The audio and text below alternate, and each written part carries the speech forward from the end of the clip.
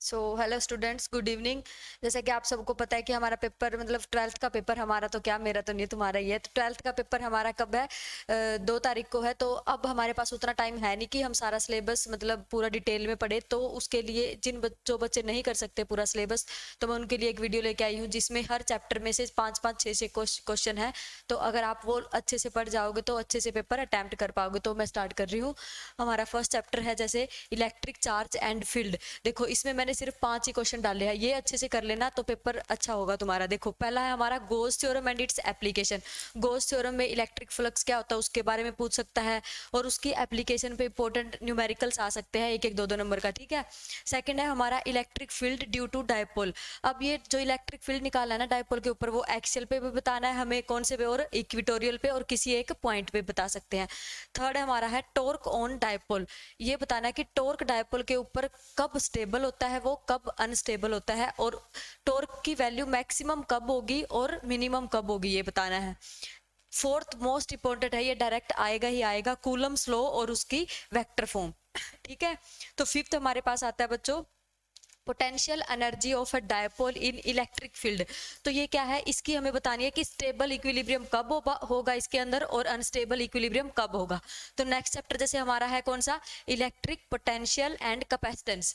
इसमें सबसे पहला टॉपिक है हमारा equi potential surface and it's property, उसकी प्रॉपर्टी से रिलेटेड।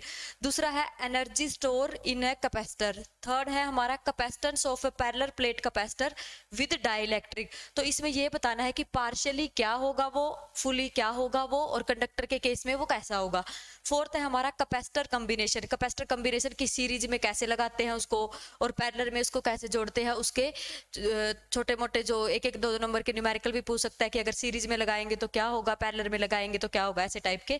लास्ट टॉपिक है जो हमारा इसका क्या है, potential energy of a system of charge. इस पे बच्चों एक एक दो दो नंबर के न्यूमेरिकल आएंगे।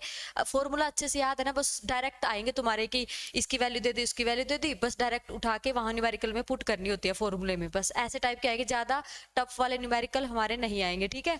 तो नेक्स्ट है हमारा कौन सा, चैप्टर थर्ड करंट इलेक्ट्रिसिटी। तो इसमें मैं आपको पहले भी बता चुकी हूँ कि सबसे इंपॉर्टेंट एक लिख लो चाहे मेरे से, 100% आएगा, relation between current and drift velocity, ये तो आएगा ही आएगा। फर्स्ट है जैसे मैंने लिखा हुआ है क्या, concept of drift velocity, Ohm's law. देखो ये थर्ड वाला है, ये मोस्ट इंपॉर्टेंट है, relation between current and drift velocity. उसके बाद आता है टेम्परेचर डिपेंडेंस ऑफ रेजिस्टेंस, कि रेजिस्टेंस के ऊपर टेम्परेचर का क्या इफेक्ट पड़ता है वो, ठीक है। अगला है कॉम्बिनेशन ऑफ सेल, यानी कि सेल को रजिस्टर्स को सीरीज में लगाना है, पैरेलल में लगाना है, वो सब, ठीक है। सिक्स्थ है हमारा किरचॉफ्स लॉ। इसके दो लॉ थे बच्चों, देखो एक था किरचॉफ्स लूप लॉ था एक, और एक एक कौन था, किरचॉफ्स जंक्शन लॉ। तो ये दोनों अच्छे से पढ़ने हैं। इसमें किरचॉफ्स लॉ में न्यूमेरिकल सेकंड पे आ सकते हैं, किरचॉफ्स लूप लॉ या कह लो, या फिर उसका दूसरा नाम है किरचॉफ्स वोल्टेज लॉ, ठीक है। तो उसमें से क्या आएगा, उसमें से करंट निकालने पे क्वेश्चन आएगा, एक या दो या तीन नंबर का आ सकता है, ठीक है। तो सेवंथ क्या है हमारा, पोटेंशियोमीटर है, इसकी थ्योरी कंस्ट्रक्शन वगैरह ये सारा कुछ करना है, ठीक है। एट्थ है हमारा Wheatstone bridge and metre bridge, इनको भी अच्छे से पढ़ना, ये थ्योरेटिकल पार्ट है, जो तीनों टॉपिक है ये potentiometer, Wheatstone bridge and metre bridge, ठीक है। तो अगला है हमारा चैप्टर फोर्थ कौन सा है, मूविंग चार्ज एंड मैग्नेटिज्म। इसके अंदर भी मैंने 6 टॉपिक लिखे हैं, यही करने हैं बच्चों। पहला है एम्पियर सर्क्यूटल लॉ, ठीक है। अगला है solenoidal magnetic field due to toroid, ठीक है। थर्ड है हमारा force between two parallel currents, यानी कि दो पैरेलल करंट्स के बीच में फोर्स की वैल्यू बतानी है। चौथा पता ही है सबसे इंपॉर्टेंट, इसमें भी यही फोर्थ है, और फिफ्थ है सबसे ज्यादा मोस्ट इंपॉर्टेंट, इसमें फोर्थ और फिफ्थ टॉपिक है Biot Savart law and its application, galvanometer and its conversion, ये सबसे ज्यादा इंपॉर्टेंट है। जैसे इसमें क्या पूछ सकता है, इसमें पूछता है why we use radial magnetic field, कि इसके अंदर हम रेडियल मैग्नेटिक फील्ड क्यों यूज करते हैं, या फिर सिलेंड्रिकल कोर क्यों यूज करते हैं, ये ऐसे पूछ सकता है क्वेश्चन इसमें। सिक्स्थ है हमारे पास torque on a rectangular loop in magnetic field. तो इस चैप्टर में से बच्चों करने तो सारे के सारे हैं, लेकिन जो थर्ड फोर्थ और फिफ्थ है ना, ये मोस्ट इंपॉर्टेंट है। नेक्स्ट है हमारे पास फिफ्थ, ये तो बिल्कुल छोटा सा ही है, दो ही टॉपिक करने हैं इसमें, the earth magnetism and solenoid equivalent to the bar magnet. तो इसमें दो ही टॉपिक है, दोनों करने हैं। सिक्स्थ है हमारा इलेक्ट्रोमैग्नेटिक इंडक्शन। इसमें भी मैं बता देती हूँ आपको, सबसे इंपॉर्टेंट है फोर्थ वाला और जो फर्स्ट है वो वाला। लेंस लो, उसकी पोलैरिटी बेस्ड क्वेश्चन पूछेगा तुमसे, ठीक है। सेकंड हमारा mutual induction of two solenoid. Third है self induction of a solenoid, मतलब एम और एल की वैल्यू पूछेंगे यहाँ पे।